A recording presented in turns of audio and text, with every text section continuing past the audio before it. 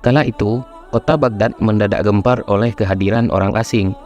Persoalannya bukan pada orangnya, melainkan orang asing tersebut tidak mempercayai adanya Tuhan. Bukan hanya itu, ia juga menantang orang-orang Muslim untuk berdebat dengannya mengenai adanya Tuhan. Kabar ini pun sampai ke telinga Baginda Raja. Karena dianggap bikin resah masyarakat, orang asing ini lalu dipanggil ke istana. "Apa tujuanmu membuat onar di negeri kami?" tanya Baginda Raja. Orang asing itu menjawab, "Untuk apa mengaku bertuhan kalau tidak bisa menjawab pertanyaanku?" Kemudian Baginda Raja bertanya kembali, "Apakah kamu tidak percaya adanya Tuhan?" Dengan tegas orang itu menjawab, "Tentu saja saya tidak percaya adanya Tuhan, dan saya juga tidak percaya adanya akhirat." Mendengar itu, Baginda Raja sempat terkejut. "Tapi saya dan rakyatku percaya adanya Tuhan. Berarti keyakinan kita berbeda. Jadi jangan ganggu rakyatku," tukas Baginda Raja. "Kalau Paduka Raja percaya adanya Tuhan, bisakah Paduka menjawab 3 pertanyaanku?" tanya orang tersebut. "Silahkan," balas Baginda Raja. Pertanyaan pertama, orang Islam meyakini bahwa dunia dan seisinya adalah ciptaan Allah. Lalu, siapakah yang menciptakan Allah?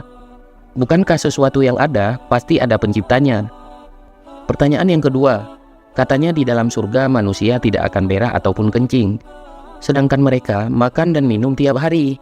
Bagaimana mungkin ini bisa terjadi? Padahal segala sesuatu yang dimasukkan pasti akan keluar, entah itu dengan bentuk yang lain. Dan pertanyaan yang ketiga, orang Islam meyakini kalau setan terbuat dari api, tapi katanya setan akan disiksa dengan api neraka. Mana mungkin api bisa menyakiti api? Mendengar pertanyaan orang asing itu, Baginda Raja hanya terdiam. Bisa saja ia menjawab berdasarkan hadis dan Al-Quran, tapi karena ini yang dihadapi adalah orang yang tidak percaya adanya Tuhan, maka dijawabnya harus dengan logika. Kemudian salah satu menterinya membisikkan kepada sang Baginda Raja, "Paduka, kalau soal beginian serahkan saja pada Abu Nawas. Dia pasti bisa mematahkan argumen orang itu." Baginda Raja menyetujui usulan menterinya, maka dipanggillah Abu Nawas ke istana. Singkat cerita, Abu Nawas pun datang menghadap Baginda Raja. Ia lalu dipersilahkan duduk di sampingnya. "Ada apa Paduka? Kenapa tiba-tiba memanggil hamba?" tanya Abu Nawas. "Begini Abu Nawas, orang asing ini tidak percaya adanya Tuhan, dan dia mengajukan 3 pertanyaan, tapi jawabannya harus masuk akal," ujar Baginda Raja. Sekilas Abu Nawas menatap orang asing tersebut. "Oh, ini orangnya yang bikin gempar kota Baghdad," pikir Abu Nawas. Abu Nawas lalu menghampiri orang asing itu dan duduk tepat di hadapannya. "Silahkan, apa yang ingin kau tanyakan?" ucap Abu Nawas. Dengan penuh percaya diri, orang asing tersebut memulai pertanyaannya. "Anda sebagai orang Muslim tentu percaya bahwa segala sesuatu, baik yang terlihat maupun tidak terlihat, pasti ada yang menciptakan." "Iya, tentu saja saya percaya," timpal Abu Nawas.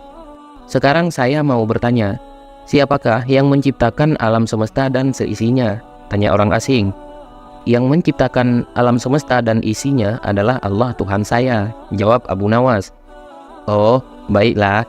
Lalu siapakah yang menciptakan Allah?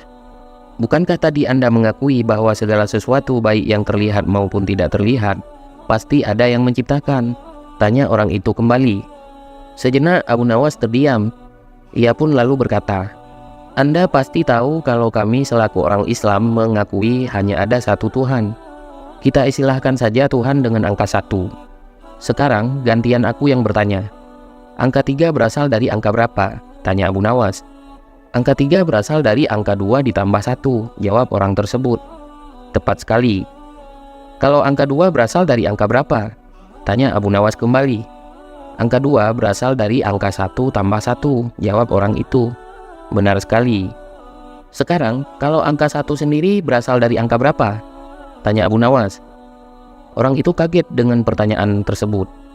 Ia hanya terdiam dan tidak bisa menjawabnya. Kemudian Abu Nawas berkata kembali, "Pada intinya, semua angka pasti ada awalnya. Entah itu angka 5, angka 4, ataupun angka 10. Dan angka-angka tersebut diibaratkan alam semesta, ciptaan Allah. Apabila kamu bertanya siapa yang menciptakan Allah, sama halnya saya bertanya dari mana angka 1 itu ada.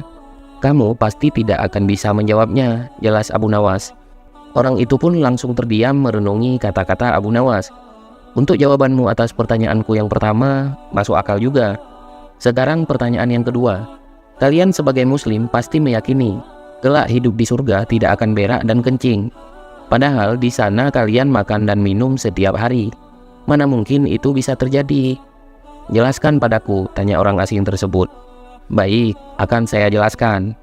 Selama kamu dalam kandungan rahim ibumu, tentunya kamu makan dan minum, bukan? Karena menurut ilmu medis, seorang janin memakan sesuatu yang dimakan ibunya. Lalu ketika kamu dalam kandungan ibumu selama 9 bulan, apakah kamu pernah berak ataupun kencing? Untuk kedua kalinya, pertanyaan orang asing itu bisa dijawab dengan mudah oleh Abu Nawas. Baik, jawabanmu masuk akal. Sekarang pertanyaan terakhir. Kalian sebagai muslim pasti meyakini kalau setan terbuat dari api dan neraka juga terbuat dari api. Tapi yang membuat saya heran, katanya setan akan disiksa dengan api neraka. Mana mungkin api bisa menyakiti api? Itu hal konyol yang pernah saya dengar, ujar orang asing tersebut. Bisakah kamu menjelaskannya? Tanyanya kemudian. Sebelum aku menjawab pertanyaan yang terakhir, aku ingin kita saling berjanji. Apapun jawabannya, kamu tidak boleh marah, pinta Abu Nawas. Ya, tentu saja saya tidak akan marah, apalagi kalau jawabannya masuk akal, balas orang tersebut. Tiba-tiba Abu Nawas menampar pipi orang asing itu sangat keras. Baginda Raja dan orang-orang yang hadir terkejut dibuatnya. Hei, apa-apaan ini? Kalau tidak bisa menjawab, jangan emosi, apalagi sampai main pukul kayak gini, protes orang asing tersebut. Siapa yang emosi? Itu tadi adalah jawaban saya. Apakah tadi kamu merasakan sakit? Tanya Abu Nawas. Tentu saja sakit, jawab orang itu sambil memegang pipinya. Coba kamu perhatikan tangan saya. Bukankah tangan saya terbuat dari tulang dan daging? Begitu juga dengan pipi kamu. Tapi ketika tangan saya ini menampar ke pipi kamu, kamu langsung kesakitan. Itulah gambaran sederhana kalau api neraka bisa menyakiti setan. Setan pasti akan merasa kesakitan, meskipun ia sama-sama terbuat dari api, kata Abu Nawas menjelaskan. Orang tersebut lalu terdiam. Ia tak bisa membantah argumen Abu Nawas. Sementara Baginda Raja dan orang-orang di istana kagum atas kecerdikan Abu Nawas. Sampai di sini dulu cerita kali ini. Semoga video ini bermanfaat. Buat kalian yang suka dengan video ini, jangan lupa dukung saya dengan cara menekan tombol subscribe, di like, di komen, serta dibagikan video ini ke teman-teman lainnya. Terima kasih sudah menonton.